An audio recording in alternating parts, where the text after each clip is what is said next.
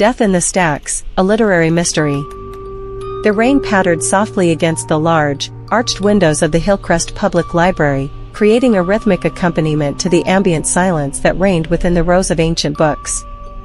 The library had a certain charm, a labyrinth of knowledge and history, preserved under one roof. Emerging light fixtures hung like glowing orbs, casting a warm glow over the dark cherrywood shelves. It was the first day of October, and the annual literary festival was set to begin the following week. Authors, poets, and avid readers were expected to converge in the little town of Hillcrest, and the library prepared for the influx of visitors. Sarah Wright, the head librarian, had her hands full. She had spent weeks organizing author panels, book signings, and poetry readings. With her glasses perched precariously on her nose, and a stack of novels adjoining her desk, she was determined to make this festival the best yet.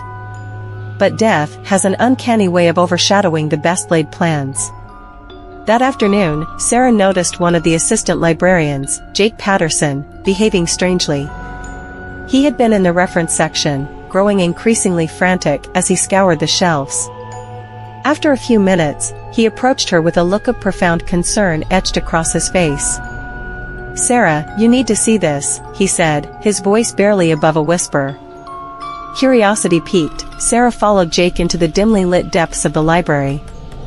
They rounded a corner, and what lay before them sent a chill coursing through her. There, sprawled on the floor amid the stacks of books, lay the body of Leonard Miller, local author and supposed festival highlight, his signature spectacles askew and a copy of his latest literary work clutched in his hand.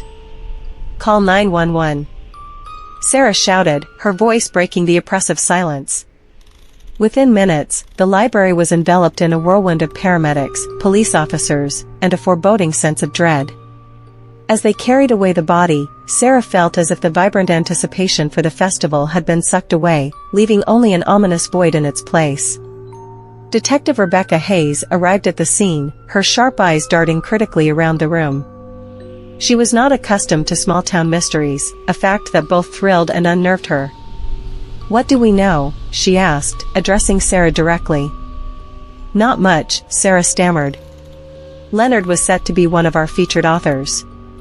He was eccentric, but he meant a lot to the community." "Eccentric how?" Rebecca inquired, pen poised over her notepad. "His last novel was a scathing critique of literary elitism, essentially a parody of many of the authors coming to the festival. He had quite a few enemies." Jake piped up from the side, "Did you hear he got into an argument with one of the other authors last week? Sam Kensington? Supposedly over a review." "Interesting," Rebecca mused, jotting down notes. "I'd like to speak to Sam. Where can I find him?" As the investigation unfolded, secrets simmered to the surface. Sam Kensington, an acclaimed but arrogant novelist, proved to be objectionable to talk to.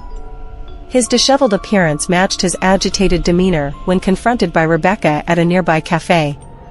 "Listen, detective," Sam said, his eyes narrowed. "Leonard was a nobody. I never thought he'd even make a splash at this festival, let alone get himself killed before it started." "Interesting," Rebecca mused, jotting down notes. "I'd like to speak to Sam. Where can I find him?" As the investigation unfolded, secrets simmered to the surface. Sam Kensington, an acclaimed but arrogant novelist, proved to be objectionable to talk to. His disheveled appearance matched his agitated demeanor when confronted by Rebecca at a nearby cafe. "Listen, detective," Sam said, his eyes narrowed. "Leonard was a nobody. I never thought he'd even make a splash at this festival, let alone get himself killed before it started." On the final day before the festival, in the stillness of the library, Sarah found herself alone in the stacks once more.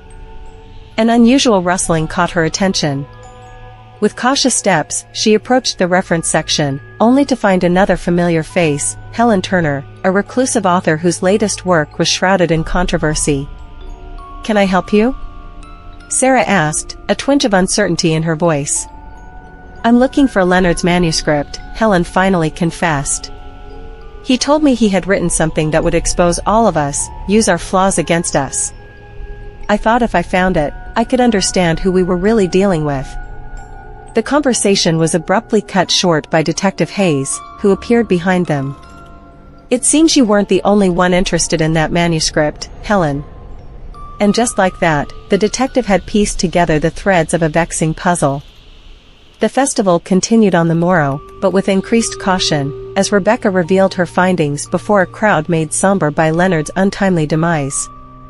The truth is, Leonard didn't care about finding his literary voice. He wanted to expose the industry he loathed. His death was not an accident, it was a calculated act against someone he believed was deceiving the literary world, someone who feared he held a secret, Rebecca announced. Jake's face paled as he realized the implication. "You mean it was over the manuscript?" "Yes," Rebecca nodded. "And I also have my suspicions about who the murderer is," she said, glancing at the other authors who had suddenly shifted uneasily, guilt painted across their faces. With some deft questioning and a surprise revelation about Helen's hidden jealousy, Rebecca unveiled the real culprit, a fellow author who had gone to desperate lengths to silence Leonard's scathing words. As the festival commenced the next day, it did so against an undercurrent of tension, a reminder that even in the midst of beauty and creativity, darkness lurked in the corners, hidden among dusty stacks and well-spun tales of glory, jealousy, and tragedy. Sarah watched as attendees filed through, their laughter ringing hollow in her ears. The mystery may have been solved, but the lingering shadows of Leonard's fate would forever haunt the pages of Hillcrest's literary legacy. Click the subscribe button if you enjoyed my mystery story.